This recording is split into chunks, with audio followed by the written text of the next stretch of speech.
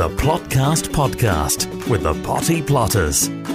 Come on then. Yeah. Right then, well, this is season 2. This is episode 25 and I am still Elaine. Well, hello and welcome back to the Potty Plotters Plotcast Podcast. Oh, you got it right this time. Thank you. That's nice. Yeah. You're doing it in that order, are Well, you? you were back to front there, weren't Yeah, well, that's the thing, isn't it? Who are you? Who are you? I'm beginning to wonder, actually. Who am I? Where am I? I am Julia. And where are you? I am on my allotment, which is in the centre of Derby at Ashbourne Road District Allotment Association, and I'm on plot 33. You had to think about that. I did, I yeah. think, is this 33 or 34? No, this is 33. 34's next door, that's my husband's, and you're 35. I know I'm 35. Yeah. I don't look a day over it, I would say, either. Thank you, Julia. Okay. And we're outside. Yes, we are. Now, if you can hear some singing in the background, It's not Elaine. it's No, not it's not Elaine. yet. It is because we're very close to a place called Markeaton Park in Derby. And I suppose it's like a big thing in Derby because we never have anyone famous come here. Nobody wants to come and play music here. But we've got a big weekend or something of music, haven't we, Elaine? Well, by the time this goes out, it will have been and gone. Okay. Yeah, I was But- going to say I'm perhaps the wrong person to ask really about Right. things like It's that. 80s and 90s music. So, The 60s I might have done it. but okay. Anyway. No. Well, if that's you- tomorrow night, Yeah. isn't it? I don't know. No idea. No, it's an 80s, 90s weekend, Gareth. How Yeah, can but we have Tom, 60s? but Tom Jones is here. Tom Jones covered this. Well, he could cover the 40s, never mind the 60s. Tom Jones covers all the decades. Does he really? Yes, he does. I think he's had a song out every I think you're a bit of a fan of his, aren't you? Oh, yeah. Who was that? I don't know. It was my Tom Jones impression, but it went a bit. Undermill Wood's coming next. Yeah. It's lovely boy. Oh, that was closer. Certainty. It's all a bit of a worry. Yeah, Anyway, yeah. shall we get on with it? Yeah, because we're here to talk about allotments and growing, aren't we? Not Tom Jones. Not Tom Jones, no. No, he just happens to be near. If I'd have known, I could have written to him and asked him if he'd like to pop over here, meet you. Too late now, isn't Never it? mind. Anyway, so we're going to be talking about loads of things because there's loads of things to talk about, including yet again the weather. But nevertheless, a reminder, if you've got any questions, you can get in touch via Facebook, Instagram and X at Potty Plotters. You can go to the TikTok, which is at The Potty Plotters. Email naughtycorner at pottyplotters.uk or check out the website pottyplotters.uk. Right, okay. Anything else, Gareth? Oh yeah, if you'd like to support us to keep producing the podcast, you can go to ko-fi.com, that's ko-fi.com/thepottyplotters, and we'll give you one of those big virtual hugs if you do that. That's nice, yeah. isn't it? The Plotcast Podcast with the Potty Plotters. Before we get really properly started, I just want to clarify a few points from last week. Oh, yes, Actually, I do Julia? remember you were a little bit grumpy after we came away from the recording. Shocked is the word, actually. Yeah, I okay. was a bit shocked because you'd asked about what you were eating off your plot. It was all about you. No, I asked you it what you was. were, and then you said nothing. And then actually, after we went away and thought about it, you have had some things off I your plot. certainly have. Broad beans, Yes, peas, yes. potatoes. Oh, yes. Yes. hang on, And potatoes? loads of flowers. Yes, Gareth, yes. So we've missed Because the after- chips. No, not yet, because what I did was I took 2 roots up, so that's 2 tops. I pulled those up and there were loads of potatoes, Gareth, because I thought I'm going to test them. So I pulled the potatoes, I took 2 roots up, and yes, they weren't bad. They're not enormous, but they weren't bad, and I just wanted to prove the point that I am growing stuff on my allotment. So what did you It have was, with them? Potatoes. Did them first of all. I'll tell you what I did. Salad. We had a ham salad the first night, and then the second night what I did was roasted them. So I put them in half, and we had fish, roast potatoes, carrots and sweet corn as well. Nice. All out of the fridge and freezer. It's interesting you mentioned Don't potatoes. point at me, Julia.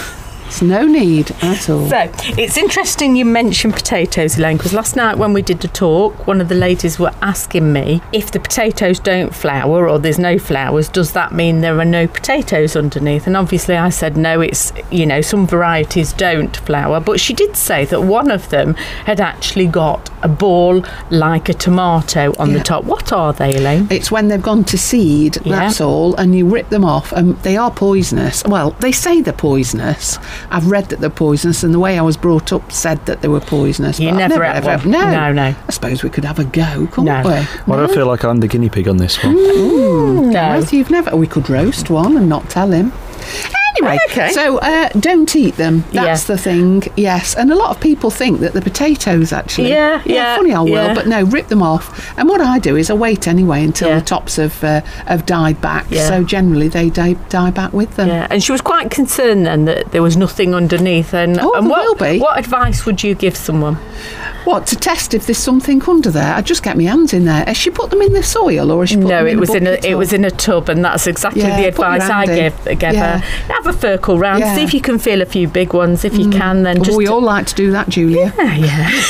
And if you can find a big one in there, you can just take that out, or you could literally pull a root out, couldn't you? To tell you the truth, if she's got them in a container, I'd tip the whole thing upside Right. down and get everything out, and then put the compost onto the what's it? I'm pointing like you What's can see it? now. Yeah, that Yeah. plot thing. Yeah. Put them onto the plot, and I would definitely take all of them and then put them in the fridge like I did the other night. Okay. It's much better. Okay, Yeah. and just keep an eye out when you've tipped them all out that you get out even the smallest Yes. potato, even the ones that are like marble size. Yeah. You need to get rid of them, otherwise you're going to have potatoes growing where you've just tipped them. Yeah, it's really annoying as No, well. no, Yeah, I get know. them all out then. Okay. If you'd like to support the podcast, you can leave us a tip at ko-fi.com/thepottyplotters. That's ko-fi.com/thepottyplotters. And we'll love you forever. One thing I did want to talk about was shallots. Now then, you know all that Facebook palaver? Yeah. Well, things keep popping up on my Facebook as a reminder. Oh, yes. And first of all, I'm going to talk about shallots. This time last year, they were all drying. They'd all died back. That means that all the tops had gone from green to brown. And there they were, paper-like.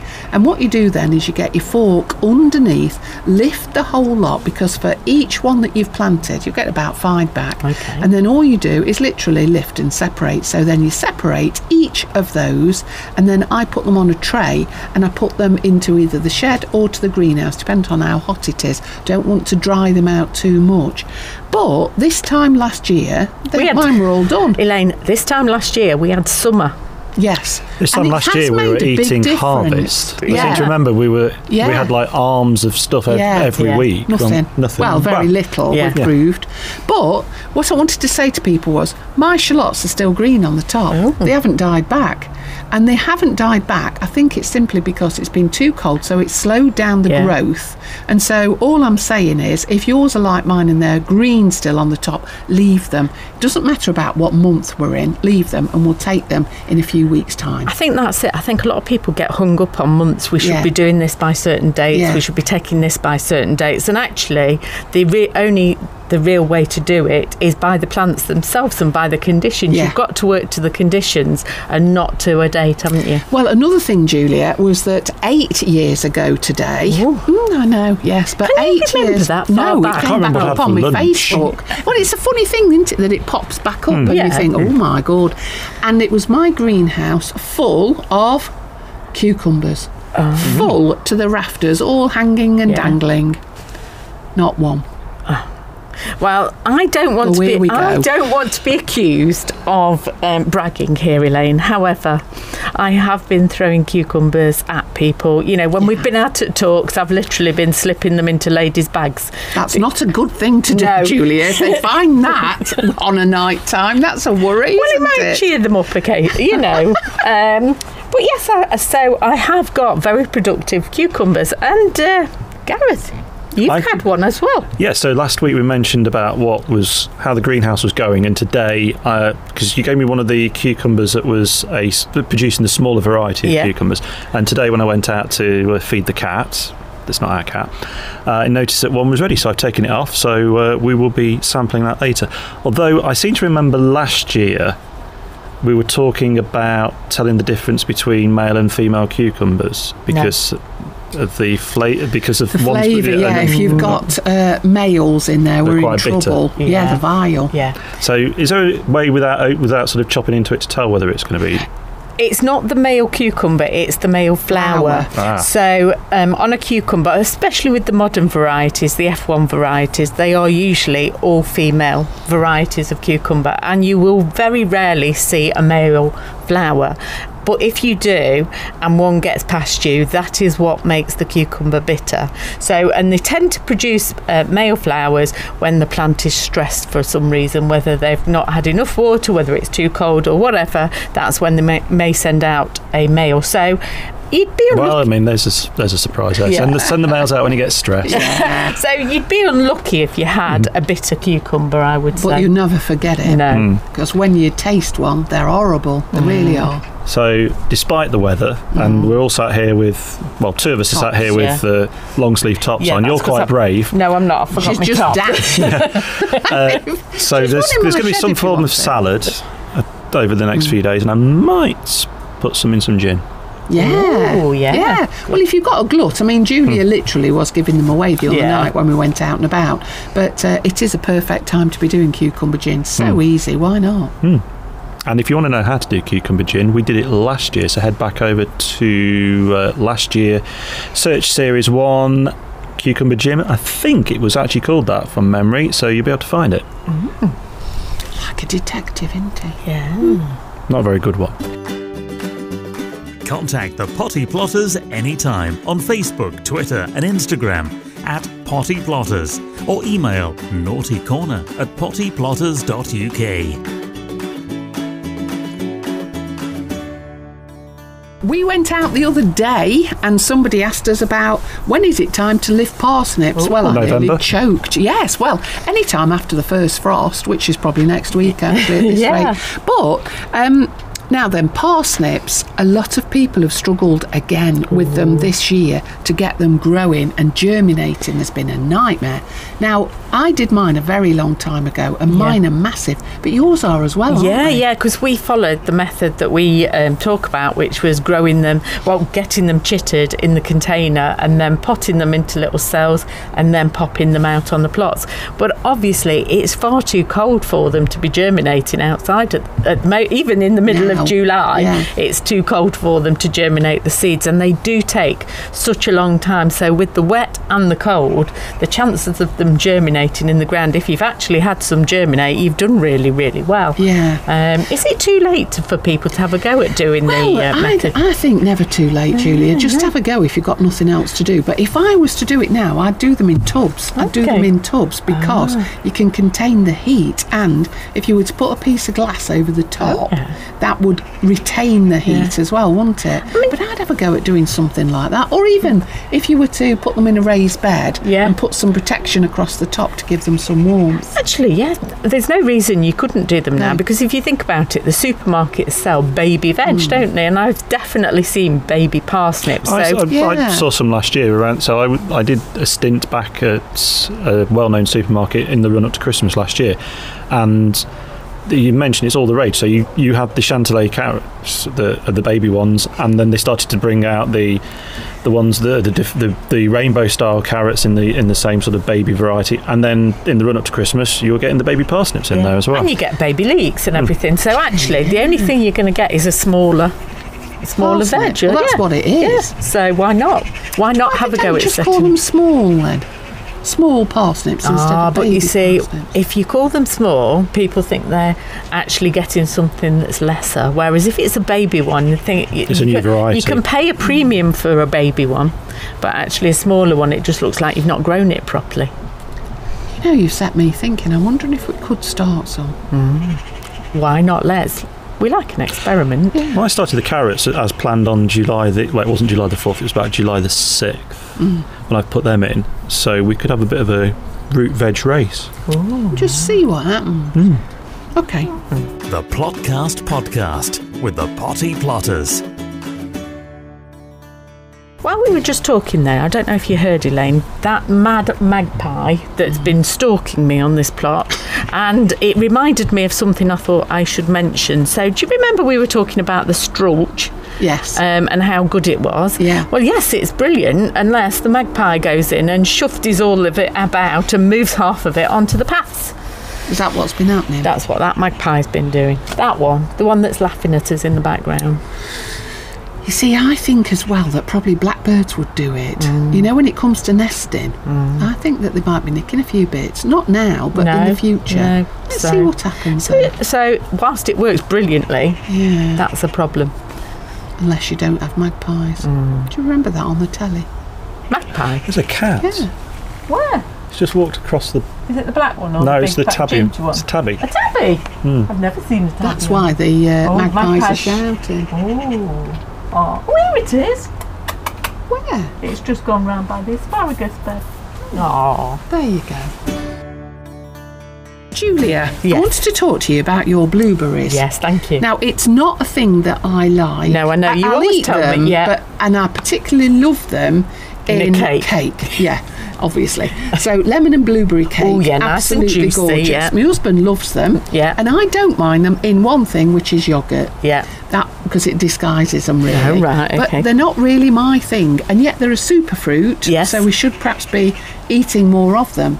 Now, I want you to describe the setup that you've got behind you, which are your blueberry bushes. Yes, so I've got a raised bed that's probably about 1.2 metres wide by about, 3.5 metres long. Yeah. And in there I've got 4 blueberry bushes. Now the bushes themselves, I bought 3 of them from a local garden centre, and they were marketed as really cropping over a 3-month period. So one crops in July, one in August and one in September, and they have very similar names along those lines. And the 4th one, Elaine, is the one that I know that you actually quite like, do. which is the pink lemonade. ones. Yeah. And that is still a blueberry, but it's a very different tasting See, blueberry. I sound like my husband now because he don't really like yellow beetroot, white beetroot. He don't like the cylindra beetroot particularly.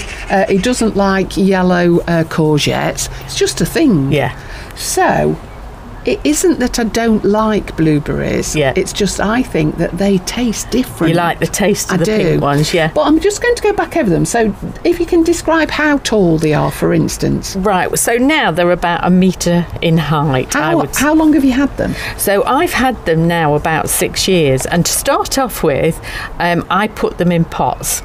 Now I put them in pots because if anyone hasn't grown a blueberry bush before, they need to be grown in ericaceous compost, which is slightly acidic compost. Now if you have got them in your garden, if you can grow things like rhododendrons and azaleas without the leaves going yellow, that means that you've got slightly acidic soil. Yeah. And that will suit the blueberries down to the ground. Because they are slightly acidic anyway, Yes, aren't they? and that's the conditions they like. So in growing them in the pot to start off with, I knew that I could surround them in ericaceous compost. However, I was finding that, of course, putting something in a pot meant that they needed more regular watering.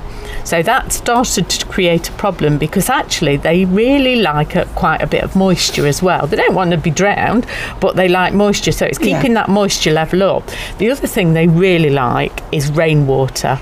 Rather than tap water, they prefer rainwater because again it's probably slightly more acidic than tap water. So I decided, and I'd done them before, I decided to create a raised bed with ericaceous compost. But have you done ordinary soil as well, or is it nothing but? Right, so to start off with, I dug quite a big hole to put them into, and then I filled it with ericaceous, and then I planted them into that. And then what I've done every year since then is I've topped up the bed with ericaceous compost. So that size of bed, I normally get about 3 bags of 70-litre compost and top them up. And this year I have to say, I mean, I know that they were obviously a year older, but the wet conditions that we've had, they are absolutely loaded. They love it. They love it. But also, let's go back over all the things that have happened this year. The fruit cage collapsed. Oh, yes, the massive fruit cage that it used to be in. Yeah. And instead, what you've done is you've used recycled. Well, they look like hoops, but they're actually recycled arches, aren't they? Yeah, we both had some arches that we'd had things climbing up. And to be fair, they were only about a tenner each, and they just didn't last. They kind of rotted. Yeah. But we managed to salvage them halfway along, and I've actually popped them in the ground of the raised bed, and they work brilliantly, because now I've just covered them in netting, and it's just netting to protect them, the blueberries against the birds, because they absolutely love the berries on them, and I'm not letting them have them because it's one of my favourite fruits. So that has really kept them away. But in some ways, like I said, the fruit cage coming down did me a massive favour on something that I was toying with. It hasn't it? And they like the sun, they like full-on sun, and they like the light. Yeah. So actually, Julia, you've improved your plot unwittingly. But well, it did me a favour, and of course I've topped it all up. The weather conditions, although we've not liked all the rain, and it seems to be working really well for those blueberry bushes. And but what I would say to anyone who wants to have a go with blueberries, it's better to grow a pair rather than just one on its own. They don't like it on their own, do they? I mean, they'll produce blueberries, but actually they do like more than one blueberry, and really they do crop exceptionally well. Well, the other thing is, you know, when you were saying that you've got them relevant to the months, and it's July, August, September.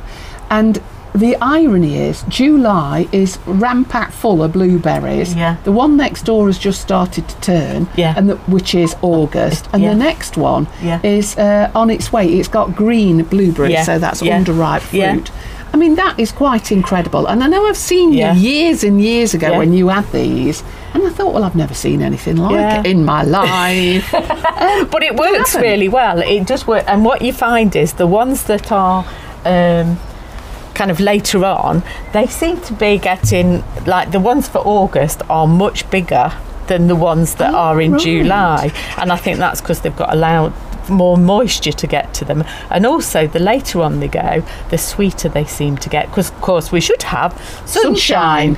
Can someone send out the search party for the sunshine? Right. But Can I ask a question about ericaceous compost? Yes. So is it more expensive to buy than normal compost because it's got different things in it, obviously, hasn't it? So we were told we got some some flowers or some plant that needed it. So we bought a couple of bags of it, and I think we had some left over. So it's kind of been used on different things. But I don't sort of remember seeing it in abundance in places, and I think we had to go looking for it to find it. You normally do. I mean, most garden centres have got a variety of ericaceous, but they've just not got the range. So you've usually got to have what they've got, really, rather than the choice that you normally have. So I wouldn't say that it's that much more expensive. Like you say, it's just not as readily available. So like your local supermarket won't have any ericaceous, but your garden centres certainly will, and online it will. And even if you're growing them in tubs, all you've got to do each year is top them up so that the acidity is maintained. And if you don't buy ericaceous, you can actually buy feed that will raise the acidity level, so you can water it in or sprinkle it in. So, you know, there are other ways around it. And it's fair to say, do you ever freeze any? No. In fact, Elaine, to be fair, it would be fair to say that some of it rarely reaches home because I just stuffed myself with them on the plot. What do they say? Is it find the trough and you find the pig? Is that what they say?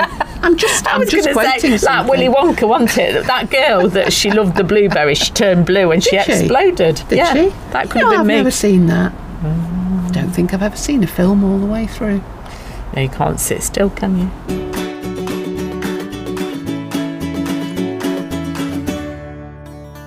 Right, the next one is all about leeks. Now then, depending on when people set leeks, and it's the tricky thing to do.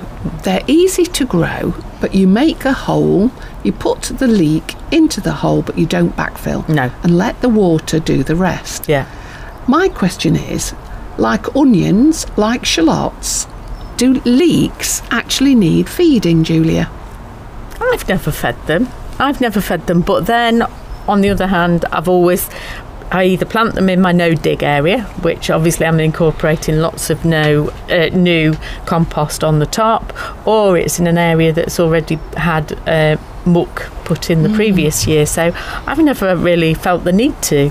feed them. Do you feed them? No, never. And all I would say is that there are times where you think things might need a feed, and I just get a handful of chicken pellets and sprinkle them round, and that just dissolves then into the soil. But no, I haven't. And like you, I think that's where we're probably the same, and not necessarily everybody else is. We don't feed them because we feed our soil. Yeah. And if you feed your soil, generally there's not a problem with anything that's going in. Yeah. So that's what people need to get into the habit of, which is just feeding the soil as they take things out each year. So we do our muck spreading in November, and then we leave it, don't we? And it just disappears into the soil. And I think that is a mistake that you do see people make on site. They just keep at the same soil year on year out without adding anything to it, and you get out of it what you put into it. And if you're not putting anything in, and every year you are taking out the nutrients, eventually there's nothing there to feed your plants. No.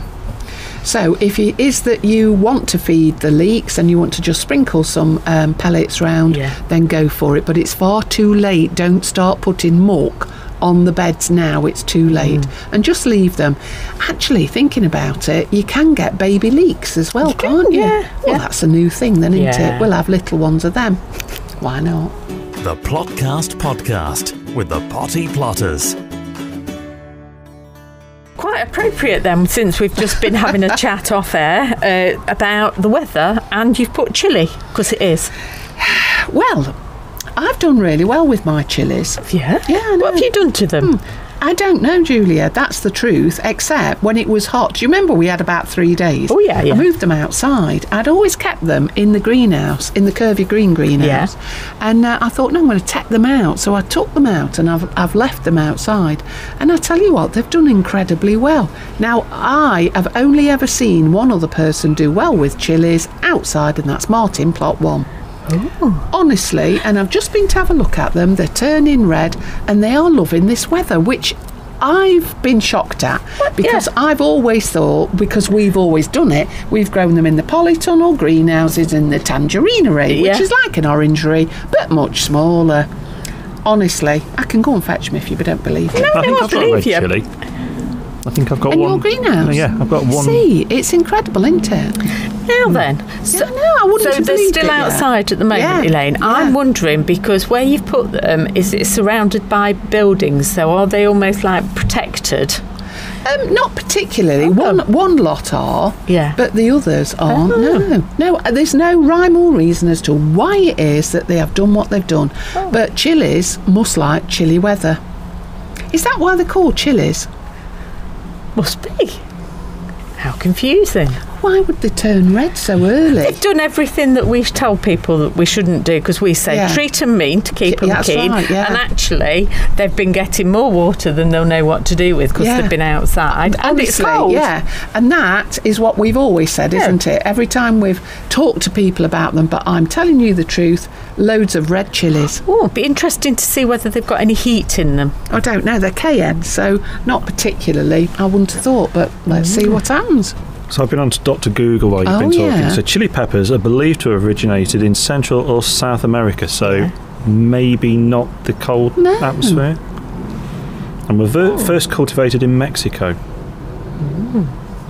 Strange old world, isn't it? But that's just to prove that we're all wrong. Yeah, so don't bother listening to us again, because we haven't got a clue what we're talking about. Don't say that. And that's about it. So anyway, Julia, do you want to nip off now and go and get your top? Yes, please. Because it's some blueberries on the way back. Yeah. Well, that's a good idea, isn't it? Blueberry. You couldn't make it into a cake as well, could you? I'm just saying. No, but we've got some blueberry muffins at home. Oh, yeah. That's not a bad thing, is it? Let's do that. Okay, all right, say goodbye then. Bye. Go and get your coat, love. The Plotcast Podcast with the Potty Plotters is an Amberland Media production.